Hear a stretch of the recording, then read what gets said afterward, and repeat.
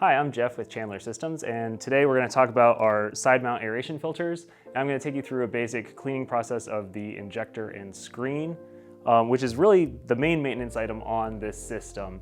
These are very low maintenance iron filters, particularly as far as an aeration iron filtration system goes. It's extremely low maintenance, but the one thing that we recommend doing annually or as needed is to clean the injector and screen. Now, when you would need to do that would be if you start noticing some iron or sulfur coming through in the system. It's likely because it's not drawing air. And the number one cause of a system not drawing air is a clogged injector or screen.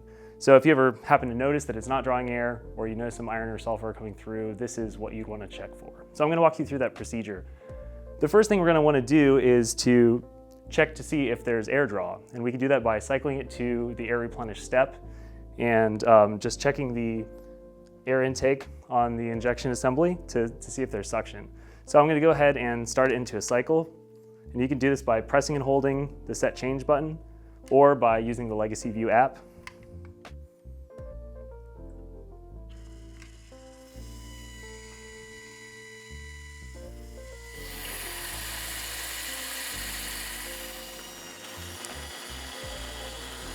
This first step is the air release. I'm going to go ahead and just turn the inlet valve on the bypass off, and I'm going to skip straight to step 4, which is the air replenish step. And again, you can skip steps by pressing and holding the set change button or by pressing go to next regen step on the Legacy View app. When it says 4:20 on the screen, this is step 4, which is your air replenish step. It's a 20-minute cycle, or however many minutes yours is set to will be displayed there on the screen as well as in the app. I'm going to go ahead and put it into service.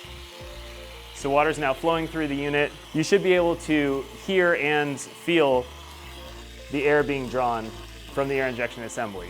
Now, if I didn't feel any suction at that air injection assembly, I would want to go ahead and turn it back off. You can leave it in this cycle step, that's fine. Just go ahead and turn the inlet off, and this will take pressure off the system. Go ahead and unplug it. And if there's a battery installed, take the battery out also. The battery would be right here. And now we can go ahead and start disassembling things. So the first thing I'm going to do is take off the screen right here on the side of the valve. I'm going to take off the injector cap so that I can get to the screen. So to make these screws more accessible, I'm going to remove this push lock 3/8 90.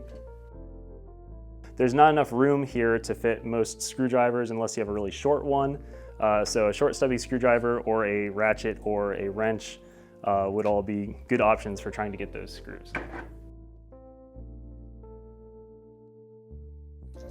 So with those screws out of the way, just pull the cap off, set that aside, and you may also want to take off the injector seal just so that you don't lose it. And then you can pull out this screen. This will come out with a pair of needle nose pliers, or you may be able to pry it out with a flathead screwdriver. And you just want to make sure that that screen is clean. Again, water comes out from the back, so make sure that's clean and put that back into place. Replace the injector seal. And when you put the injector cap back on, make sure that this plug is on the bottom. And then once the screws are back in place, make sure to put the air tubing back on if you've removed that. And now we're going to look at the injection assembly. So before you do anything, just turn off this blue shutoff valve.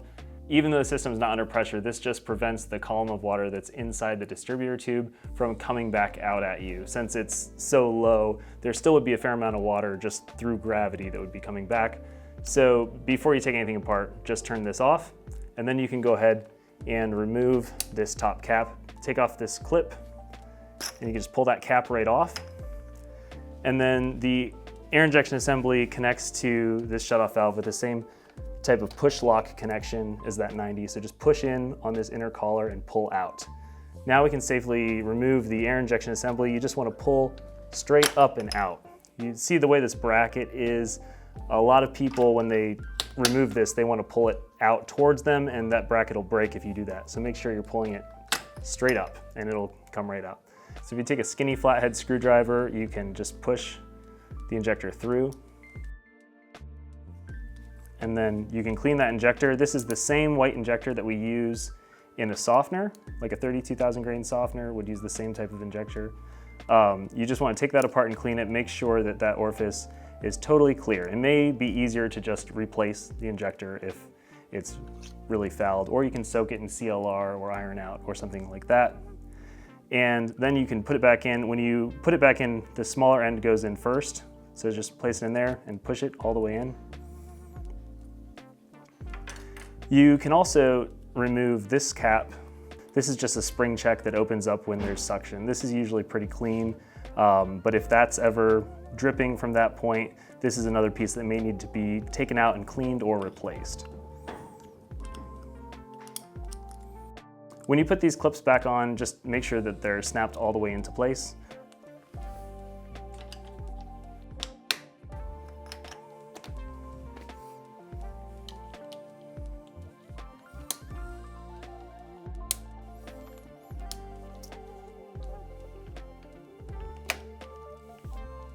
All right, so we got everything back together. Don't forget to turn the blue shutoff valve back on.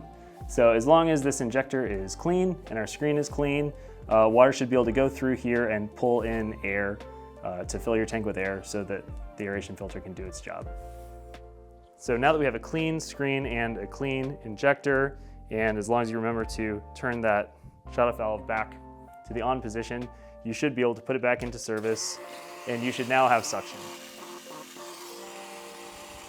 You plug it back in at this point, you can let it resume the cycle. It's going to pick up right where it left off. So let it go all the way through air replenish and all the way through rapid rinse and back into service on its own. And you should have good, clean, filtered water once it's done.